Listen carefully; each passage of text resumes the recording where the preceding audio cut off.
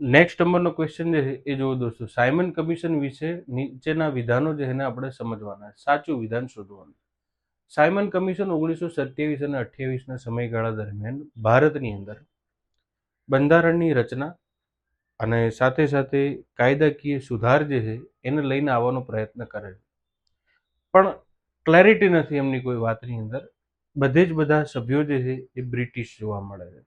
ભારતીયો બહુ લાંબા અરસાથી માંગ કરે છે કે ભારતનું બંધારણ રચાવવું જોઈએ અને એમાં ભારતીયોને અવકાશ મળવો જોઈએ. તો પહેલું તો વિરોધનું કારણ એ હતું કે એમાં એક પણ ભારતીય જોવા ન મળ્યા.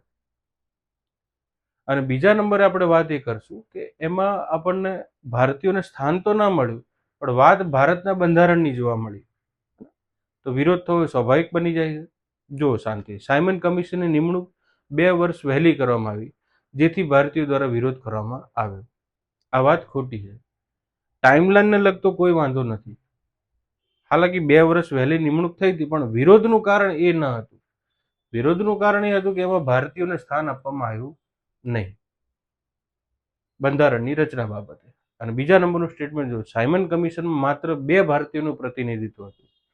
એક પણ ભારતીય નહોતું. બધા બ્રિટિશો હતા. એટલે તો લાલા લજપતરાય કહેતા હતા સાયમન કમિશન એ ગોરાઓનું કમિશન છે, Simon commission is a white commission, Simon go back, Simon પાછા ફરો. અને આ જ કારણોથી તો લાહોરમાં એમના પર લાઠીચાર્જ થયો. લાઠીચાર્જથી જ તે લાલા લજપતરાયનું નિધન થયું હતું. યાદ રાખજો દોસ્તો, સાયમન કમિશનના વિરોધમાં લાહોરમાં થયેલા લાઠીચાર્જથી જો કોઈનું નિધન થયું હોય તો લાલા લજપતરાય, જેને આપણે પંજાબ કેસરી કહીએ છીએ, જે આપણને લાલા તરીકે ઓળખાતા જવા. ગાંધીજી પોતે દુઃખ વ્યક્ત કરે છે, જબ તક સૂરજ ચાંદ રહેગા લાલા તેરા નામ અમર રહેગા. લાલ બાલ અને પાલની જે ત્રિપુટી છે એના આ બીજા નંબરના મુખ્ય સદસ્ય. અને આમના તે નેતૃત્વમાં 1920માં અસહકાર આંદોલનને કોંગ્રેસના અધિવેશનમાં પ્રેઝન્ટ કરવામાં આવી હતી.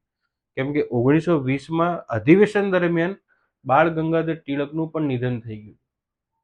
હાલાકી અસહકાર આંદોલનના વિચારક બાળ ગંગાધર ટિળક હતા, પણ જે વ્યક્તિ હાજર જ નથી તો સ્વાભાવિક છે કે એના મિત્ર જે છે એ જ રજૂઆત કરશે. તો લાલા લજપતરાયનું બહુ વિશેષ યોગદાન આપણી આઝાદીમાં જોવા મળે છે, પણ આપણે અમુક સિલેક્ટેડ વ્યક્તિ જે છે એનો જ ચહેરો આઝાદી સાથે લિંક કર્યો છે. That is wrong. એ વખતે નાનામાં નાના વ્યક્તિની પણ ભૂમિકા આપણને જોવા મળી.